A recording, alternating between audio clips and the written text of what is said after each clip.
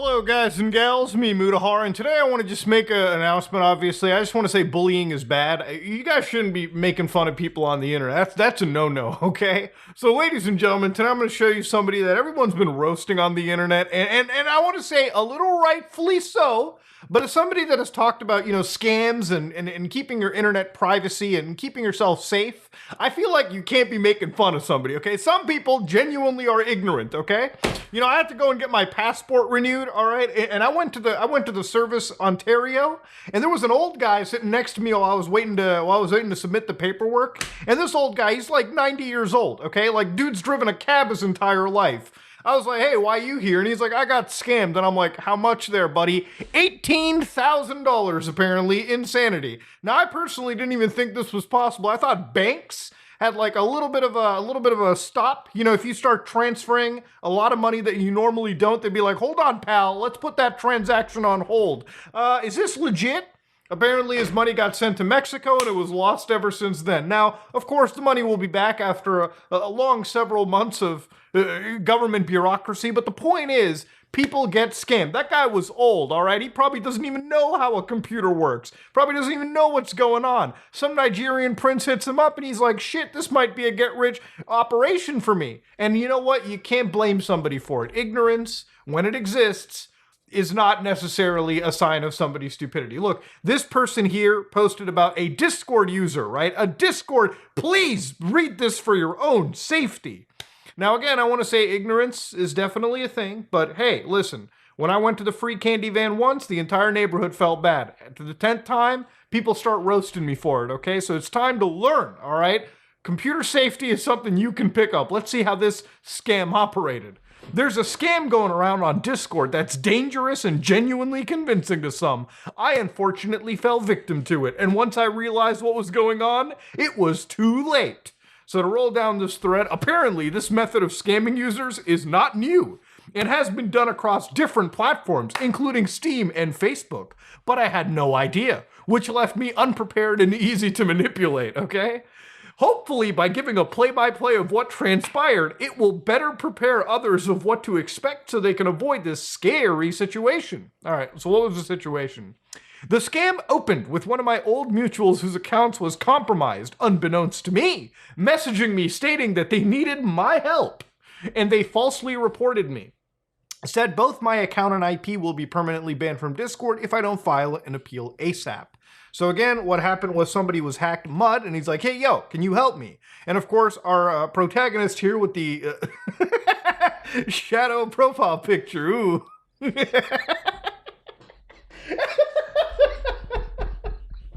Oh, man.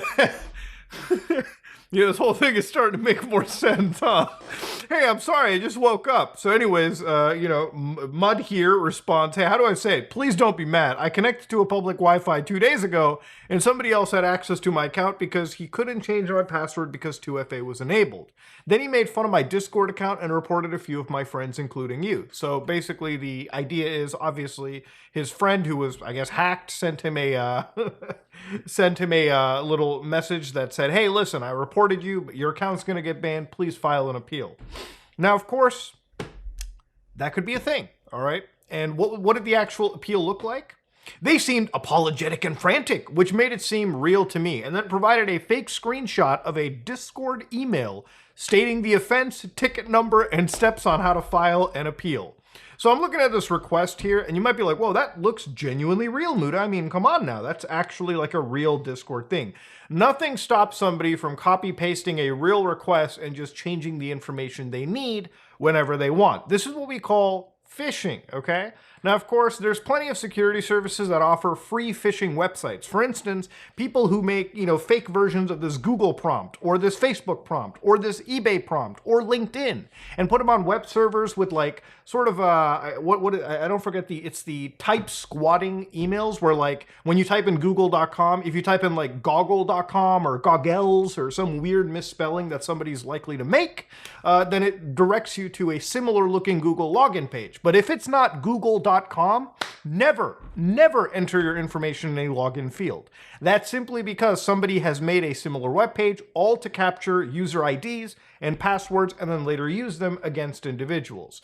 Unless an email or a website, for instance, in this case, unless it was discord.gg or .com, or if the email was from Discord's actual security team, never trust it. So then he said the hacked account then urged me to reach out to a Discord support member mentioned in the email, saying that they've been doing the same and that if I acted fast enough, I can salvage my account.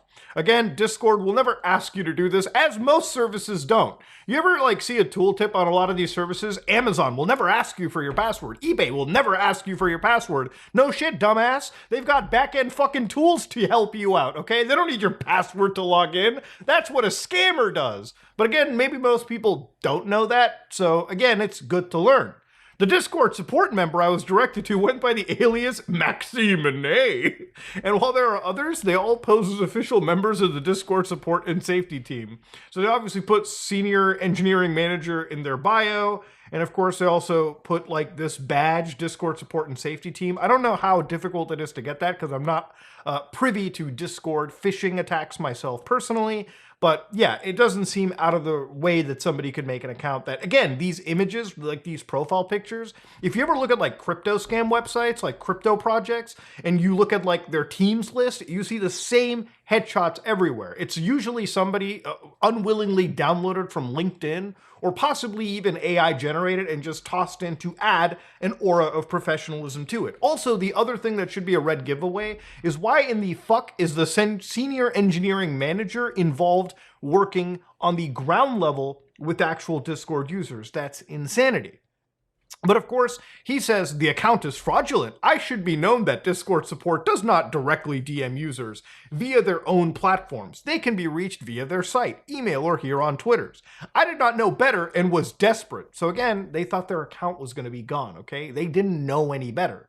So again, this person probably would have fallen for the Nigerian prince scam at this point, but I would say this is a little bit more tactical, right? Some people have been joking about that, but I would say that because of the situation, somebody could be led to believe. Remember, this is a good example of social engineering that works. If you think it's this easy to scam somebody, it actually really is, unfortunately. If you look at scams going on right now, at least when it comes to impersonations and frauds like this, it is a multi-billion dollar market, as sad as that sounds. After I got a hold of this Maxine person, they asked for a statement from me confirming the reports against me were false. Once given, he proceeded to insist they were investigating the situation. So then he showed me a transcript of my account details to make it seem real, asked me to confirm my age, country, email, which all seemed related to my identity, and then requested my Discord ID. I gave it, and then he proceeded to request I temporarily change my Discord email to a burner email he provided. User plus Discord name at /discordsupport.com or something of that nature.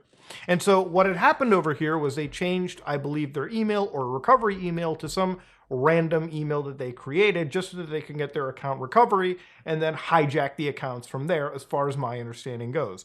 If the actual terminology is proper here, /discordsupport.com, that slash indicates that they were trying to appear like a Discord support forum or an email, but they basically had a server with a slash into it to sort of add just a little extra character, but somebody may not be looking too close to it. I see anything that isn't Discord support in its entirety, nothing before, nothing after, I don't engage with it, but that's how they actually got the account. After this point, if you agree to it, you are locked to the scam email even if you come to your senses. Any attempts to shut down the scam by blocking the fraudulent accounts will result in them kicking you off your own account because you literally just changed your email temporarily. And when you think about it, right, you've got your actual email address over here, they want you to edit your email address and then change it to something new. Now, even in this situation, they've also said, yeah, you need to verify your old email address over here. So you have to send yourself a verification code, then change it. Again, this should have been a red flag right here. Maybe if Discord added an extra blurb that said, hey, listen, if any Discord support member asks you to do this, don't do it. Maybe that would be a case as well. But yeah, you have to actually go through a few extra steps. So I made the mistake of letting my anxiety get the best of me, and I kept agreeing to everything despite the red flags glaring at every step. After I was locked in, Max began asking weird things of me. Began asking for screenshots of my bank's homepage and my recent transactions on the card linked to my Discord and for my Nitro subscription, but to also cover personal information like accounting, routing numbers, personal address to make it seem my privacy was a priority. So yeah, no shot should you ever trust any fucking member of Discord, Microsoft, Google, any tech company to ask for information. You provide them like routing numbers, your account numbers. Your social media service has nothing to do with the bank, okay? If they got an issue with something at the bank from a fraud level, they can speak right to the fucking bank, okay? That's just how it works. Supposedly, these were to verify the bank account was valid and active for whatever reason. After agreeing to send those in, he then explained the next step of the verification process, which involved transferring a sum of money using third-party apps while being screen recorded to ensure I am not engaging in any fraudulent activity. At this point, sirens start going off in my head, and I try to take a minute to evaluate what's going on. However, any small amount of time I took away from talking to this person, they kept pressuring me, insisting the verification process is time sensitive.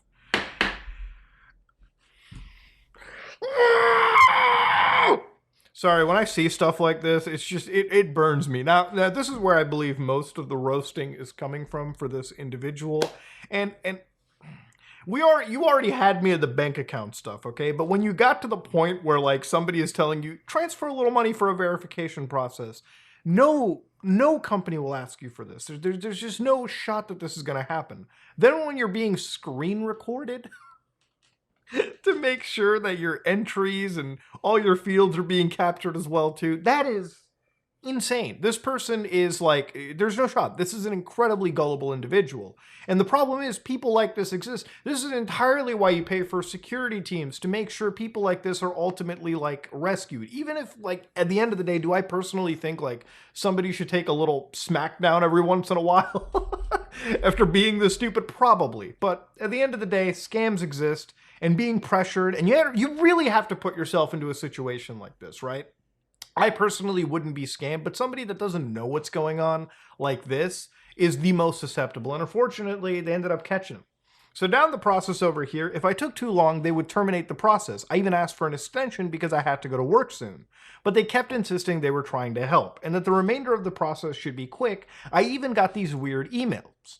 So going back to the phishing example that I showed you, right? People can download any form of criminal, like, any form of like phishing email samples like this and put in whatever they want. And the reality of it, this is illegal. Like at this point, from my understanding, you are actually like impersonating the federal government at this point. So you got the FDIC, and they say, hey, we hope this message finds you well. We're here to write you about an important matter regarding your Discord account. Here's another red flag. The fucking FDIC would never even talk to you about your Discord account, okay? Whatever happens between the FDIC is between them and Discord as a company. But for somebody that doesn't know any better, right, they probably will sit down and go, okay, sure, all right, I believe it. And here you can see Maxime is pressuring them by saying, tell them that you want to add cash on Cash App because you want to invest. What? Why would you listen to anybody, a Discord moderator, to a Discord supermod telling you to invest? Get out of here. So here you can see that in this situation, the FDIC is telling him, our records indicate that your Discord account is currently undergoing a thorough, they didn't even spell thorough right, high security check to confirm your legal authorization for its use. To expedite this process, we kindly request your cooperation in purchasing $500 worth of Bitcoins and sending it to this wallet address. No shot, bro. That costs more than my expedited passport. Fuck out of here, dude. Fast forward to 9 hours later. I already missed a whole shift, transferred large sums of money I didn't have out of my checking account with promises I would get reimbursed after the process were over. I'm extremely tired and desperate, so I reached out to my husband for help, and he asks if I'm entirely sure I'm not being scammed. In response, I tell him I don't know, and I showed him the whole thing. He did some brief research and snapped me to my senses. No, dude, brief research. Oh. Now, of course, what happened was the husband said, stop talking to that person immediately, block them now, it's a scam. So I did, only for me to get locked out of my account immediately after. Big surprise, cherry on top. I received this fake Discord email made to have me believe I was actually banned. Fast forward to the next day, I'm frantically canceling all my cards, calling my bank to dispute the money I lost, and submitting a ticket to the actual Discord support via the website to recover my account. I really wish it was some sick joke, but I lost out on almost $1,000. My checking account got overdrafted, and my Discord account got compromised. So look, at the end of the day, people are kind of roasting this individual for being gullible, and look, sometimes when you post stuff like this, people on the internet will laugh and make fun of you, right? But I don't believe in making fun of this person. I don't believe in making fun of anybody that gets scammed, okay? Because at the end of the day, not everyone is terminally online like you and I are, okay? Not everyone has the understanding of scams like me and you do. I've been covering scams for near 5 years on this platform. And there are times with scams these days where like I get hit up by like employment services all the time just through WhatsApp and everything. And the problem is with all that stuff, it is a scam. But after talking to them a couple times, the scams are evolving. Now, in this situation, the Discord account, this was like a really classic old school like scam that could have easily been avoided. But if you had no idea what was going on, it is scary, right? For somebody that has no idea of technical understanding other than logging into their computer, opening up the Discord app, clicking the button, logging into a voice call, and then playing whatever game, they may be susceptible to falling for it, right? Especially when presented with legitimate looking emails, the FDIC, government like correspondence. Somebody could fall for it, okay? My parents, they're old, but I wouldn't call them stupid by any chance. Technologically, they are pretty illiterate. And for them, they do call me all the time. It's like, beta, kya main scam aa raha hai? PayPal, like they'll ask me about like a scam or something, and I'll tell them it's probably a scam. Don't interact with it. Close the application. And that's just kind of the world we live in. So yeah, hopefully this is a learning. This is a bit of a learning lesson for this individual involved. But I wanted to share it because what I saw here is not something that is totally like out of the realm of something that happens on a daily basis, and unfortunately pretty successfully. But ladies and gentlemen, yeah, Discord scams are rife. So this one in specific, I'm sure for my audience, you probably know already to watch out for it. But make sure to watch out for the people around you that don't know about this kind of stuff. Because hey, this piece of shit got away with almost $1,000, and that's not cool. But ladies and gentlemen, this is me, Mudahar, and if you like what you saw, please like, comment, and subscribe. Dislike it if you dislike it. I am out.